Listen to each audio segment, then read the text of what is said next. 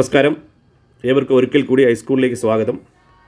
നമ്മൾ ഇന്നിവിടെ ചെയ്യാൻ പോകുന്ന വീഡിയോ കണ്ടന്റ് എന്ന് പറയുന്നത് ദ ഡോക്ട്രിൻ ഓഫ് വേവർ.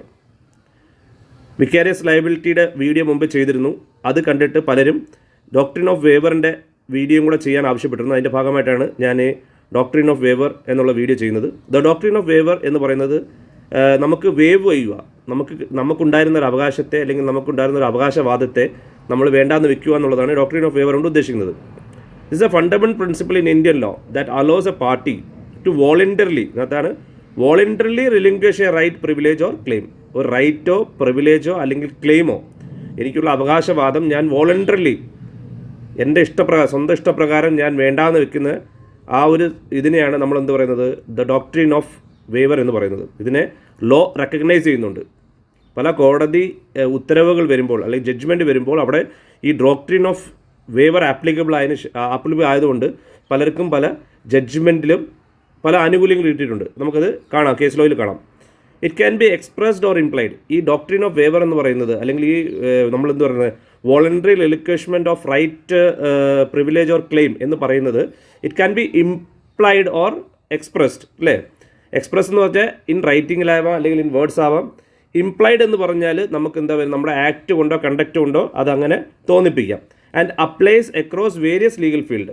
ഇത് വേരിയസ് ലീഗൽ ഫീൽഡിൻ്റെ എല്ലാ ലീഗൽ ഫീൽഡിലും ഓൾമോസ്റ്റ് ഓൾ ലീഗൽ ഫീൽഡ് ഇത് ഈ ഒരു ഡോക്ട്രിൻ ആപ്ലിക്കബിളാണ്. ഉദാഹരണം പറഞ്ഞാൽ കോൺട്രാക്ട് ലോയിൽ ആപ്ലിക്കബിളാണ്, പ്രോപ്പർട്ടി ലോയിൽ ആപ്ലിക്കബിളാണ്, സിവിൽ ലോയിലും സിവിൽ പ്രൊസീജിയറിലും ഇത് ആപ്ലിക്കബിളാണ്.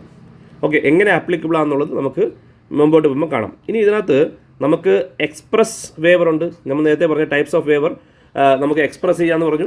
Express waiver occurs when a party explicitly states or declares their intention to waive a right or claim.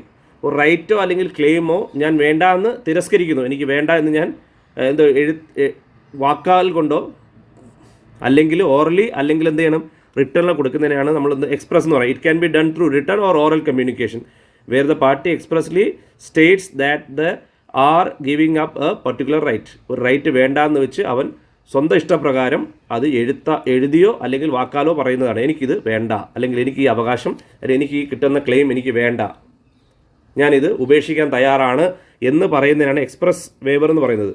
അപ്പോൾ നേരത്തെ പറഞ്ഞു വോളണ്ടറിലി റിലിങ്ക്വിഷ് ചെയ്യുകയാണ്. എന്താണ് right, claim or privilege.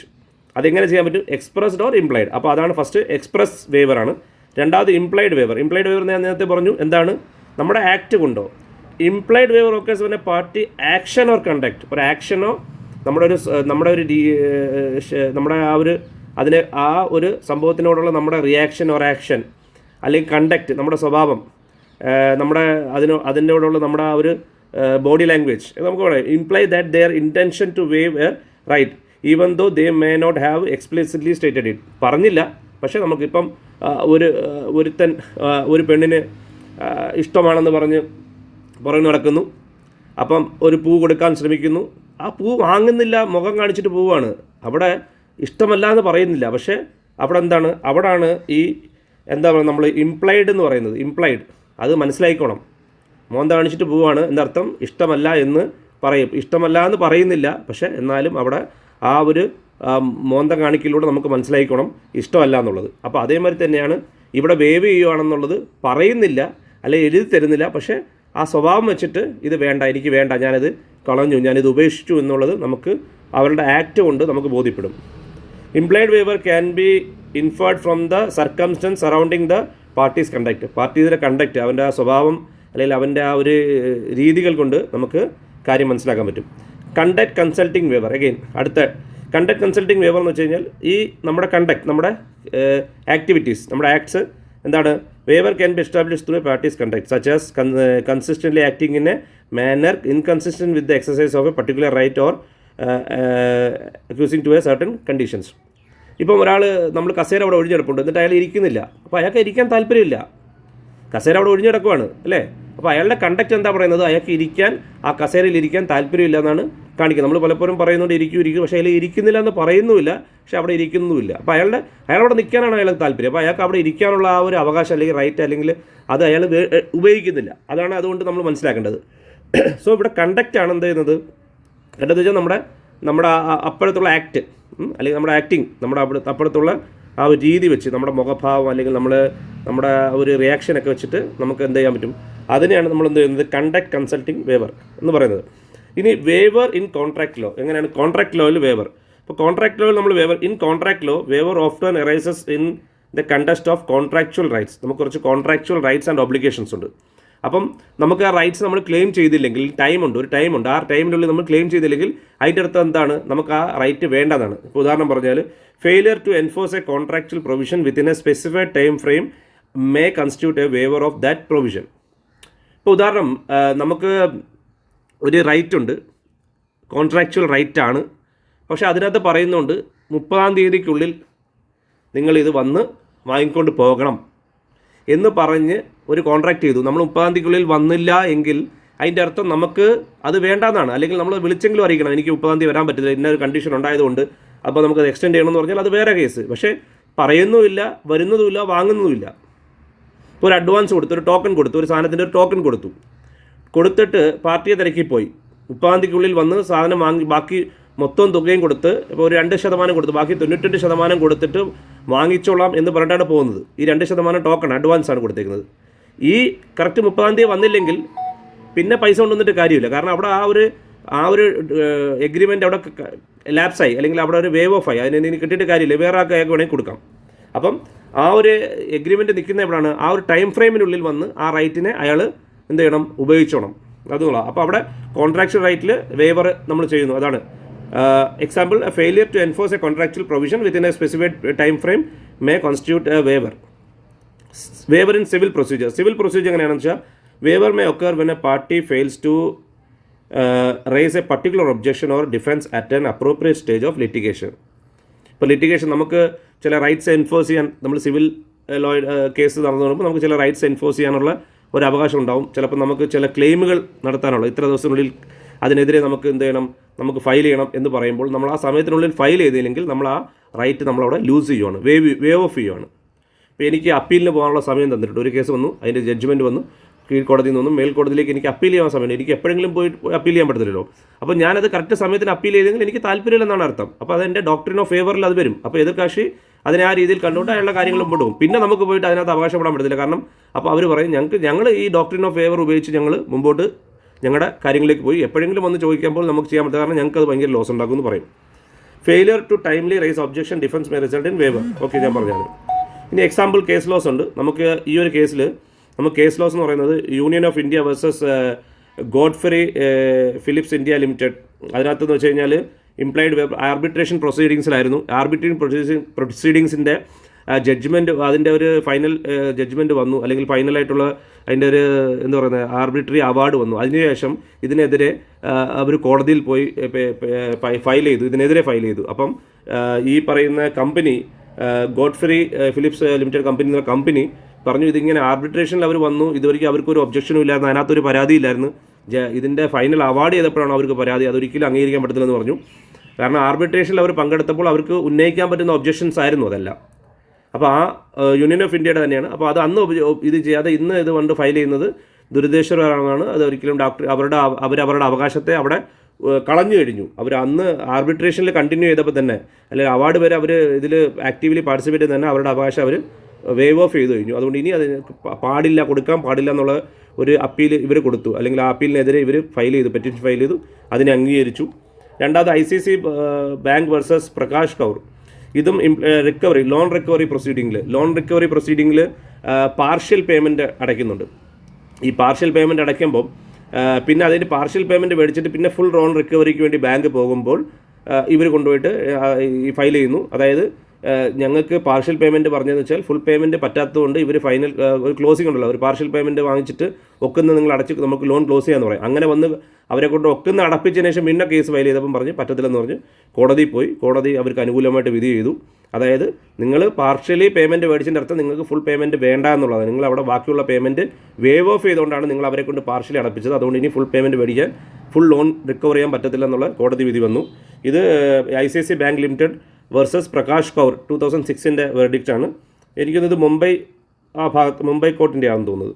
State of Maharashtra versus Digambar. ഇതെന്ന് വെച്ച് കഴിഞ്ഞാൽ വേവർ ഓഫ് എവിക്ഷൻ പ്രൊസീഡിങ്സ്.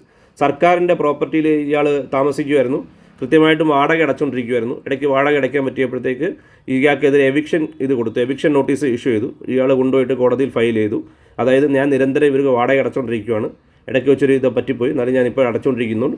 അപ്പോൾ ഒരിക്കലും ഇത് എവിക്ഷനിലേക്ക് അവർക്ക് പോകാൻ പറ്റില്ല, കാരണം ഗവൺമെൻറ് പ്രോപ്പർട്ടിയാന്ന് പറഞ്ഞിട്ട് എന്നെ പുറത്താക്കാൻ പറ്റില്ല. കാരണം ഞാൻ കൃത്യമായിട്ട് വാടക അടിച്ചു, അവർ വാങ്ങിക്കൊണ്ടിരിക്കുമായിരുന്നു. അങ്ങനെ വാങ്ങാൻ പറ്റത്തില്ലായിരുന്നെങ്കിൽ അവർ എത്ര നാൾ എങ്ങനെ വാടക വാങ്ങി എന്നുള്ളത് ഒരു ചോദ്യം വന്നു. അങ്ങനെ ആ എവിക്ഷൻ അത് ക്യാൻസൽ ചെയ്യേണ്ടി വന്നു സർക്കാരിന്. അതായത് ഈ ദിഗംബർ എന്ന് പറഞ്ഞ ആൾക്ക് അനുകൂലമായിട്ട് ഡോക്ട്രിൻ ഓഫ് വേവറിൻ്റെ ഇത് പിടിച്ചിട്ട് ഇയാൾക്ക് അനുകൂലമായിട്ട് എന്ത് ചെയ്തു, ഈ എവിക്ഷൻ എന്നുള്ള റൈറ്റ് സർക്കാർ മഹാരാഷ്ട്ര ഗവൺമെൻറ് ഇല്ലാതാക്കി എന്നുള്ള രീതിയിൽ വന്നു. ഇനി നമ്മുടെ ICICI ബാങ്കിൻ്റെ ഞാൻ ആ ഒരു ഫാക്ട്സ് ഞാൻ അതിനെക്കുറിച്ച് പറയാം.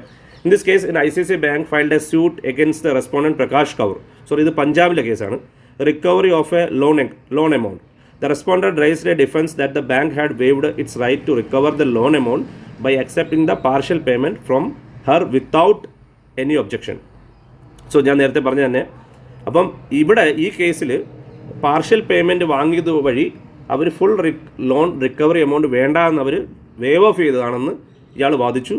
കോടതി decision, the Punjab and Haryana court held that the banks acceptance of partial payment without objection amounted to implied waiver of its rights to recover the entire loan amount. അതായത് അവരത് അക്സെപ്റ്റ് ചെയ്ത സ്ഥിതിക്ക്, അക്സെപ്റ്റ് ചെയ്തില്ലാതെങ്കിൽ കുഴപ്പമില്ല, പക്ഷേ അവർ അക്സെപ്റ്റ് ചെയ്ത കണക്ക് അവർ പാർഷ്യൽ പേയ്മെൻറ്റ് മതി എന്നുള്ള ഒരു ഇതിലാണ്, അവർ ഫുൾ പേയ്മെൻറ്റ് വേണമെന്നുള്ള രീതിയിലായിരുന്നു. അതുകൊണ്ട് ഇനി ലോൺ റിക്കവർ ചെയ്യാൻ പാടില്ല. The court emphasise that the bank conduct in accepting partial payment from the respondent over a period of time indicated its intention to waive its right to demand the full loan amount വാങ്ങാനുള്ള അവരുടെ right our wave of ചെയ്തു ആ partial payment വഴി. അതായത് ഞാൻ പറയുന്നത് implied ആണ് ഇവിടെ അവർ എഴുതി കൊടുത്തിട്ടില്ല, പക്ഷേ ഇവിടെ അവരുടെ ആക്ട്, അവരുടെ കണ്ടക്റ്റ് എന്ത് പറയുന്നു, അതായത് ഞാൻ പാർഷ്യൽ പേയ്മെൻറ്റ് വാങ്ങിച്ചു വെച്ചു, അതൊരു കണ്ടക്റ്റാണ് അല്ലെങ്കിൽ ഒരു ആക്റ്റാണ്. ഈ കണ്ടക്റ്റ്, ഈ ആക്ട് വഴി എന്ത് സന്ദേശമാണ് കൊടുക്കുന്നത്, അതായത് ഇനി ഫുൾ പേയ്മെൻറ്റ് ഞങ്ങൾ വേവ് ഓഫ് ചെയ്തു, അല്ലെങ്കിൽ ഞങ്ങൾക്ക് പാർഷ്യൽ പേയ്മെൻറ്റോട് ഞങ്ങൾ ഹാപ്പിയാണ്, ഞങ്ങൾക്ക് ലോൺ ക്ലോസ് ചെയ്യാൻ തയ്യാറാണെന്നുള്ള ഒരു കണ്ടക്റ്റ്, ആ കണ്ടക്റ്റ് വഴി ആ മെസ്സേജാണ് കൊടുക്കുന്നത്. സോ ഇറ്റ്സ് ആൻ ഇംപ്ലൈഡ്, ഞാൻ നേരത്തെ പറയുന്നത് ഇംപ്ലൈഡ് വേവ് ഓഫ് ആണ്. Okay, therefore the bank's suit for recovery of the entire loan amount was dismissed on the ground of waiver. ആ ഗ്രൗണ്ടിൽ വേവ് ഓഫ് ചെയ്തു, അതായത് അതിനെ ഇല്ലാതാക്കി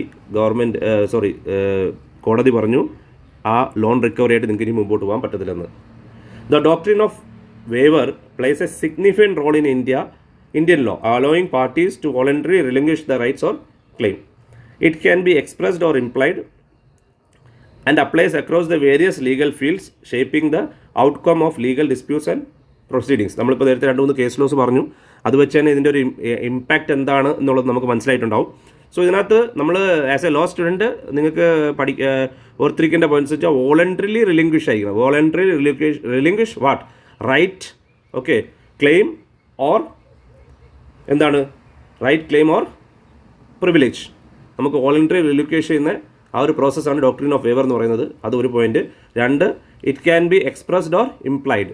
എക്സ്പ്രസ് ഇൻ റൈറ്റിംഗ് ആവാം, അല്ലെങ്കിൽ ബൈ ആൻ ആക്ട് ആവാം. ഇപ്പോൾ നമ്മുടെ ICICIയുടെ കേസ് പറയുമ്പോൾ അവിടെ എക്സ്പ്രസ്ഡ് അല്ലായിരുന്നു, അവിടെ റൈറ്റിങ്ങിലോ അല്ലെങ്കിൽ അവർ ഓറലിയോ അവർ വാക്ക് കൊടുത്തിട്ടില്ല, എന്താണ് നിങ്ങൾ ബാക്കി ലോൺ എമൗണ്ട് അടയ്ക്കേണ്ടത്. പക്ഷേ അവർ ഈ പറയുന്ന പാർഷ്യൽ പേയ്മെൻറ്റ് വാങ്ങുന്ന വഴി അവർ അങ്ങനെ ഒരു ഇംപ്ലൈഡ് മെസ്സേജ് കൊടുത്തു.